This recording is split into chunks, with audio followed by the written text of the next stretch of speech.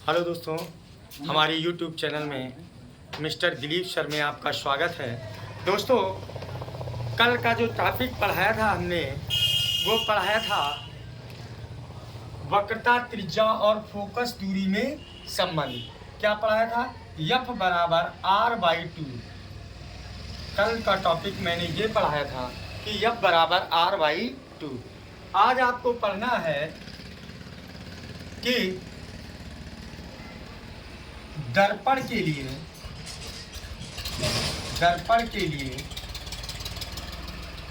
सूत्र का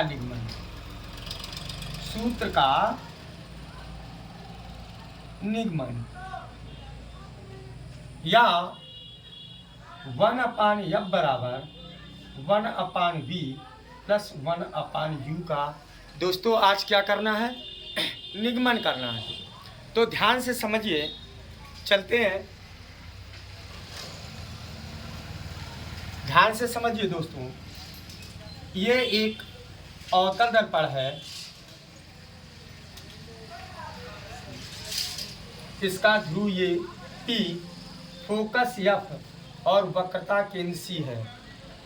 इसके मुख्य अक्ष पर AB कोई वस्तु स्थित है। वस्तु से निकलने वाली प्रकाश की किरण मुख्य अक्ष के समांतर होती है और परावर्तन के पश्चात फोकस से होकर गुजर जाती है तथा दूसरी प्रकाश की किरण वक्रता केंद्र से होकर गुजरती है और परावर्तन के पश्चात उसी मार्ग में लौट जाती है। समझ में आ रहा है क्या? M1 M2 एक अवतल दर्पण है जिसका ध्रुव P, फोकस F और वक्रता केंद्र C है। इसके मुख्य अक्ष पर AB कोई एक वस्तु स्थित है। वस्तु से निकलने वाली प्रकाश की किरण मुख्य अक्ष के समांतर होकर परावर्तन के पश्चात फोकस से होकर गुजर जाती है तथा दूसरी प्रकाश की किरण प्रकाशित केंद्र से होकर वक्रता केंद्र से होकर गुजरती है। इसे हम वक्रता केंद्र कहते हैं और इसे फोकस कहते हैं। ये दोनों परावर्तित किरणें यहाँ पर मिल रही, मतलब A' बिंदु पर मिलती हैं। तो A' बिंदु पर वस्तु AB का A' B' प्रतिबिंब बनता है। तो समझ में आया होगा दोस्त क्या कि माना M1 M2 एक अवतल दर्पण है जिसका ध्रुव P, फोकस F और वक्रता केंद्र क्या है? C है। इसके मुख्य अक्ष पर AB कोई वस्तु स्थित है। वस्तु से निकलने वाली प्रकाश की किरण मुख्य अक्ष के समांतर होकर अर्थात दर्पण के बिंदु यहाँ मान लीजिए X से टकराने के पश्चात किससे होकर गुजर रही है? फोकस से होकर क्या हो रही है? गुजर जाती है तथा दूसरी प्रकाश की किरण किससे होकर गुजरती है? प्रकाशित केंद्र से होकर गुजरती है, वक्रता केंद्र से होकर गुजरती है और उसी मार्ग में क्या हो रही है? लौट जाती है। तो ध्यान से समझना दोस्तों, यहाँ से यहाँ तक की दूरी को हम क्या कहते हैं? फोकस दूरी। ध्रुव और फोकस के बीच की दूरी को हम क्या कहते हैं? फोकस दूरी। यहाँ से प्रतिबिंब बन रहा है तो यहाँ से यहाँ तक की दूरी प्रतिबिंब की दूरी, जिसको हम B से प्रदर्शित करते हैं। यहाँ से यहाँ तक की दूरी अर्थात ये R होगी बराबर किसके होगी? 2F की। यहाँ से यहाँ तक की दूरी ये आपकी वस्तु की दूरी होती है। किसकी दूरी होती है? वस्तु की दूरी। इसको हम R से भी प्रदर्शित कर दें या 2F, R अथवा क्या लिख सकते हैं? 2F से क्या कर दें? प्रदर्शित। अब दोस्तों जरा ध्यान रखना कि इधर माइनस इधर प्लस कैसे हो गया। तो इसके पहले हमने टॉपिक में ध्यान से समझिए, जब भी कोई वस्तु रखी जाती है तो सदैव कहाँ रखे? जो ध्रुव होता है P, वो सदैव मूल बिंदु पर होता है। इसको हम क्या कहते हैं? मूल बिंदु। अब इधर ध्यान देना, ऊपर चलते हैं तो प्लस में, नीचे आते हैं माइनस में, इधर जाएंगे प्लस में, इधर आएंगे माइनस में। तो जब कोई वस्तु जिसको हम बोलते हैं चिन्ह परिपाटी, चिन्ह परिपाटी, दोस्तों ध्यान से समझ लेना चिन्ह परिपाटी को, तो आपको समझ में आया होगा क्योंकि सारी चीज़ें किस तरफ हैं? इस तरफ। फोकस भी इस तरफ है इसलिए काहे में है, माइनस में। प्रतिबिंब भी इसी तरफ बन रहा है इसलिए माइनस में है। वक्रता केंद्र भी इसी तरफ है इसलिए माइनस में है। और वस्तु की दूरी भी इसी तरफ है इसलिए सारी दूरियां काहे में है, माइनस में। अगर इधर होती तो ये काहे में हो जाती, प्लस में। फिर एक बार देख लीजिए दोस्तों, माना M1 M2 एक अवतल दर्पण है जिसका ध्रुव P, फोकस F और वक्रता केंद्र C है। इसके मुख्य अक्ष पर AB कोई वस्तु स्थित है। वस्तु से निकलने वाली प्रकाश की किरण मुख्य अक्ष के समांतर होकर परावर्तन के पश्चात फोकस से होकर गुजरती है तथा दूसरी प्रकाश की किरण वक्रता केंद्र से होकर गुजरती है और परावर्तन के पश्चात उसी मार्ग में लौट जाती है। अब ध्यान रखना, इतनी बात सबके समझ में आ गई होगी। अब यार ध्यान से समझना, एक आपका ये त्रिभुज दिखाई दे रहा है और एक आपका ये त्रिभुज दिखाई दे रहा है दोस्तों। क्या? एक त्रिभुज है ABC और एक त्रिभुज आपको दिखाई दे रहा है A डैश B डैश और C में। तो यहाँ हम त्रिभुज ले रहे हैं ABC और त्रिभुज A dash B dash C में। तो इस त्रिभुज को थोड़ा अलग हटके देखते हैं, ध्यान से समझना। इस तरीके का चित्र बनके प्राप्त होता है हमें, ये जो है इस तरीके का हमें चित्र प्राप्त होता है। तो ध्यान से समझना, ये A है, ये B है, ये C है, ये A डैश है और ये B डैश है। दोस्तों ये कोण 90 अंश है और ये भी कोण 90 अंश है। ये दोनों कोण शीर्षाभिमुख कोण है। आपने पढ़ा होगा कि जब दो तिर्यक रेखाएं एक दूसरे को प्रच्छेदित करती हैं तो इस प्रकार बना ये कोण शीर्षाभिमुख कोण कहलाता है। ये कोण इस कोण के बराबर है, तो स्वाभाविक बात है ये कोण इस कोण के क्या होगा, बराबर होगा। तो दोस्तों ये त्रिभुज इस त्रिभुज को कौन सा त्रिभुज कहेंगे, समरूप त्रिभुज, समरूप त्रिभुज कहते हैं। ध्यान से समझना दोस्तों, जब किसी त्रिभुज के तीनों कोण बराबर होते हैं, दूसरे त्रिभुज के तीनों कोण बराबर हों, दो त्रिभुज हों, अगर पहले त्रिभुज और दूसरे त्रिभुज दोनों त्रिभुजों के कोण कैसे हों, अब बराबर हों तथा भुजाओं में एक समान अनुपात होता है तो वह त्रिभुज समरूप त्रिभुज कहलाता है। तो ये त्रिभुज और ये त्रिभुज क्या है, कैसा हो गया, समरूप त्रिभुज है। अतः इसमें भुजाओं में एक समान अनुपात हुआ, तो ये भुजा बटे क्या हो गई, ये भुजा, तो इसमें क्या हो गया, AB बटे क्या हो गया, A डैश B डैश बराबर BC बटे क्या हो गया, B डैश C। तो ये हो गया BC बटे क्या हो गया, B डैश C। इतनी बात सबके समझ में आ गई होगी।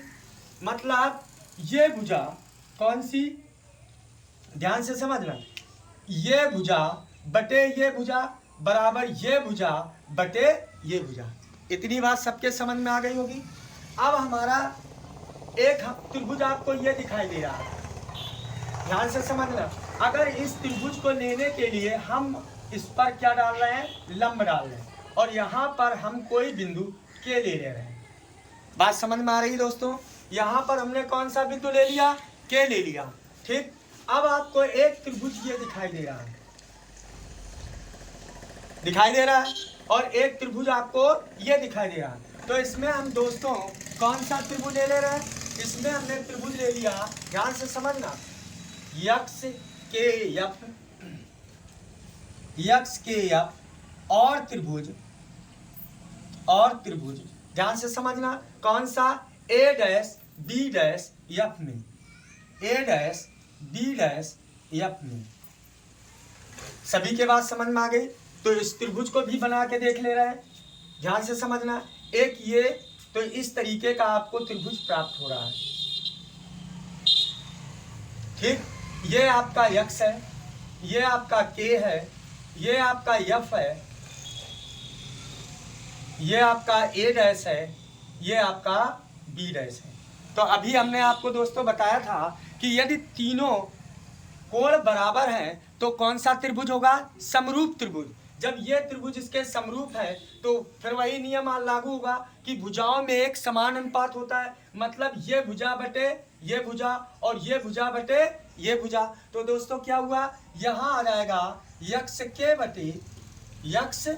बटे क्या हो जाएगा, A डैश B डैश बराबर यहाँ एफ है, यहाँ के एफ है, क्या हो गया के एफ बटे क्या आ जाएगा B dash F, B dash F. इतनी बात सबके समझ में आई? क्या मतलब यहाँ आ गया यक्स के बटे ए डैश बी डैश बराबर क्या हुआ के एफ बटे बी डैश एफ। इतनी बात सबके समझ में आई होगी। अब ध्यान से समझना, चूंकि ये भुजा इस भुजा के क्या है समांतर है। जब समांतर होगी तो आपने पढ़ा होगा समांतर भुजाएं क्या होती हैं, समान अंतर से खींची गई रेखाएं क्या कहलाती हैं, समांतर रेखाएं। तो ये दोनों जब समांतर रेखाएं हैं तो ध्यान से समझिए कि ये भुजा इस भुजा के क्या होगी बराबर होगी। ये कौन सी भुजा ए बी भुजा किसके बराबर होगी यक्स के। तो यहाँ हमने ध्यान से समझना, यहाँ किस क्या लिख दे कि ए बी बराबर किसके यक्स के।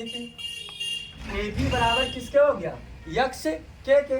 अब ध्यान से समझना, जो के बिंदु है वो ध्रुव, जो ये ध्रुव है वो ध्रुव के बहुत क्या है पास है।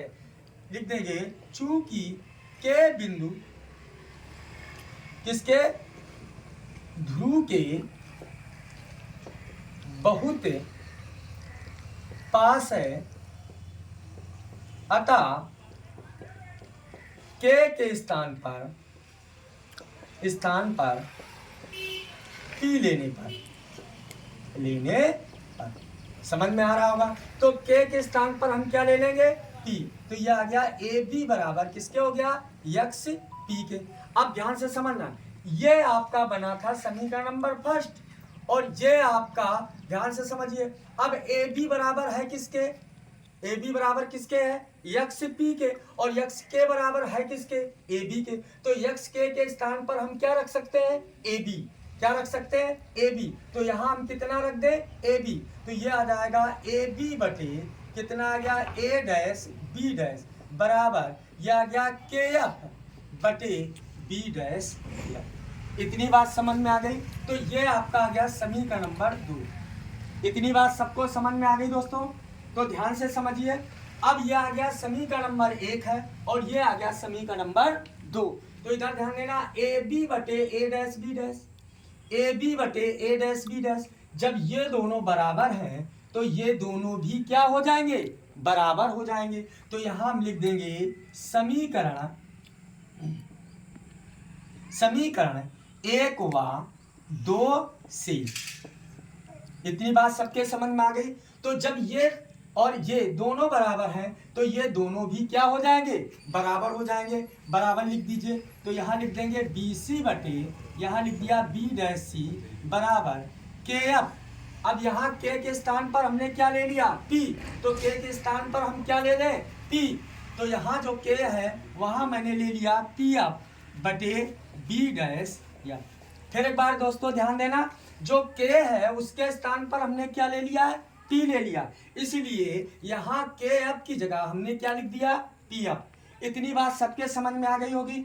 अब दोस्तों ध्यान से समझना, अगर इतनी चीजें आपको समझ में आ गई होंगी तो अब क्या करेंगे, चूंकि सारी दुनिया हम किससे नापते हैं ध्रुव से, सारी दुनिया किससे नापी जाती है ध्रुव से।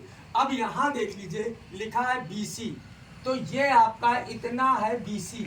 अगर हम PB से PC को घटा दें तो क्या दूरी निकल आएगी BC।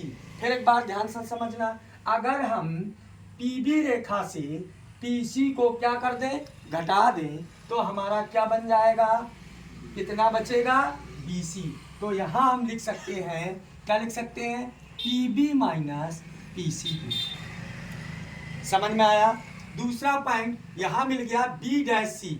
B डैश सी ये दूरी है, B डैश सी ये दूरी है, समझ में आ रहा। तो इसको हम क्या लिख सकते हैं PC माइनस PB डैश। तो यहाँ हम लिख सकते हैं PC minus PB dash.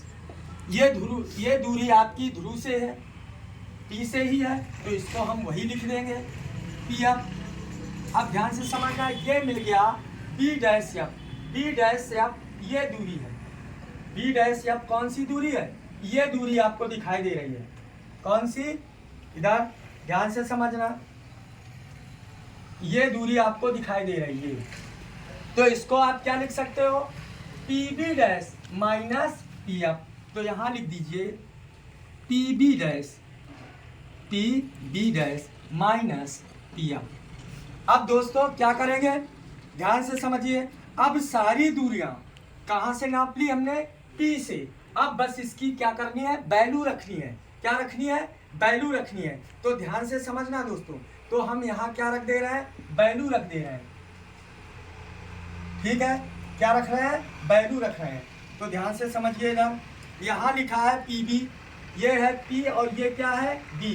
PB की दूरी कितनी है, -V। तो यहाँ क्या रखेंगे हम, -V रखेंगे। ठीक, तो यही हम रख दे रहे हैं। इसके बाद ऊपर करेंगे तो यहाँ हो गया -V। क्लियर, समझ में आ गया। माइनस यहाँ है PC को नीचे चले आए, कितनी दूरी है, -2F। तो यहाँ हमने रख दिया -2F।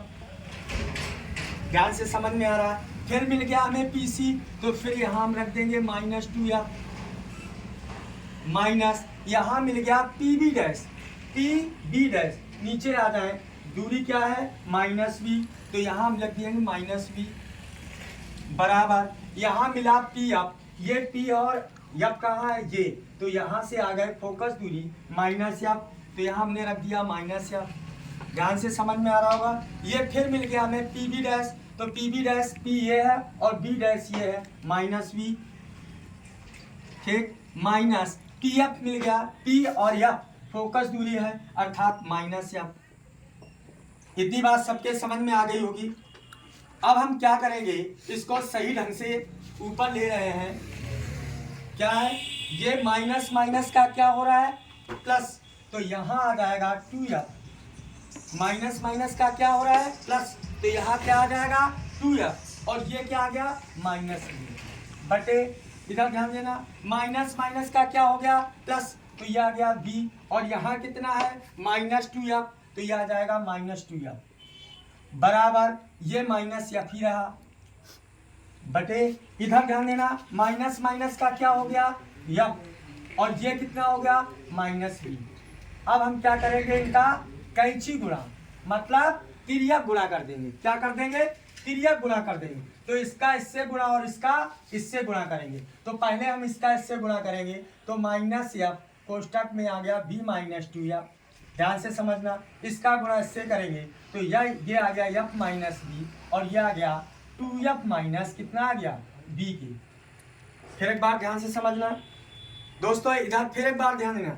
PB बराबर, यहाँ PB बराबर कितनी दूरी थी, वस्तु की दूरी को किससे प्रदर्शित करते हैं, U से। वस्तु की दूरी को किससे प्रदर्शित करते हैं, U से। तो यहाँ पर जो था, ध्यान से समझिए, यहाँ पर क्या है, U है। यहाँ पर क्या है, U है। तो यहाँ क्या आ जाएगा तुम्हारा, U है। वस्तु की दूरी को हम U से, प्रतिबिंब की दूरी को B से, फोकस दूरी को F से और वक्रता केंद्र की दूरी को हम R से क्या करते हैं, प्रदर्शित करते हैं। तो यहाँ पर फिर एक बार देख लीजिए, प्लस प्लस माइनस माइनस का +2F -U ये आ गया। दूसरा माइनस माइनस का +B आ गया और यहाँ -2F। इधर करेंगे तो ये आ गया -F, इधर माइनस माइनस का ये आ गया प्लस और ये -B। अब इसका क्या कर दिया हमने, कैंची गुणा। तो यहाँ आ गया 2F माइनस, यहाँ क्या आ गया U। पहले इसका इसमें गुणा करो तो F और ये आ गया V -2F। इसका गुणा कर दिया तो ये आ गया F -V और इसका ये आ गया 2F -U के। इतनी बात समझ में आ गई। अब हम इसका इसमें गुणा करेंगे तो माइनस आ गया FV, माइनस माइनस का प्लस, इसका गुणा इसमें करो तो 2F² बराबर। अब ध्यान देना दोस्तों, इसका इसमें गुणा होगा और इसका इसमें। तो इसका जब इसमें गुणा करेंगे तो ये आ जाएगा 2F², इसका इसमें गुणा करेंगे -UF। समझ में आ रहा है। अब इधर ध्यान देना, इधर F का गुणा इसमें किया तो 2F², F का गुणा U में किया तो माइनस कितना आ गया UF। अब V का गुणा इसमें करेंगे तो -2VF और माइनस माइनस का +2 यहाँ आ जाएगा UV के। इतनी बात सबके समझ में आई। अब इधर ध्यान देना, ये और ये क्या हो गया, कैंसिल हो गया। ये सारे पद इधर पक्षांतर कर दीजिए तो ये आ गया -FV। इसको जब इधर पक्षांतर करेंगे तो प्लस ये आ जाएगा यू एफ, इसको इधर पक्षांतर करिए तो ये आ गया प्लस, ये आ गया 2BF बराबर आ गया UB के। इतनी बात सबको समझ में आ गई होगी। अब देखिए इधर 2BF से इधर BF घट जाएगा तो अकेले आपका क्या बच गया, UF प्लस इधर बच गया BF बराबर आ गया UB के। इतनी बात सबके समझ में आई होगी दोस्तों। अब हम क्या करेंगे, इधर ध्यान देना, UBF का दोनों पक्षों में क्या दे दे, भाग देने पर।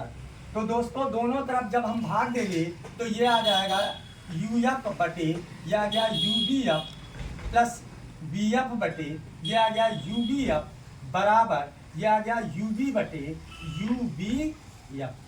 ठीक है, इधर ध्यान से समझना। अब हम इसको जरा इधर किए दे रहे हैं, ठीक है, किस तरफ कर रहे हैं ध्यान से समझना दोस्तों। अब हम इस तरफ करेंगे तो याद रखना, इधर U से U कट गया, F से F कट गया, B से B कट गया, F से F कट गया, U से U कट गया, B से B कट गया। तो ये आ गया आपका क्या आ गया 1/B प्लस यहाँ क्या बचा 1/U बराबर 1/F। तो दोस्तों आपको समझ में आया होगा कि अवतल या दर्पण के लिए सूत्र का निगमन कैसे किया गया है। अगर आपको मेरी क्लास अच्छी लगती हो तो मेरे चैनल को लाइक करिए, सब्सक्राइब करिए। धन्यवाद।